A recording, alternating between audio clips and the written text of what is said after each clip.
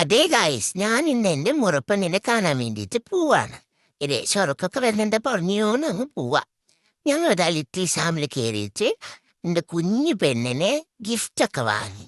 അണ്ട് ഞങ്ങൾ hair dress വാങ്ങി. ഞാനും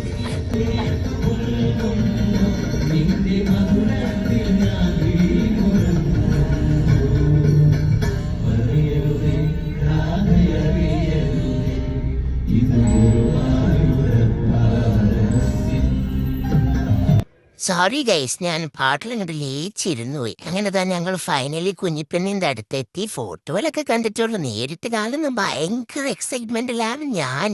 കുഞ്ഞിപ്പെണ്ണ് എന്നെ കണ്ടാ ചിരിക്കുവോ ആവോ. അങ്ങനെതാ ഞാൻ ജനിച്ചോടെ തന്നെയാട്ടോ കുഞ്ഞിപ്പെണ്ണും ജനിച്ചത്.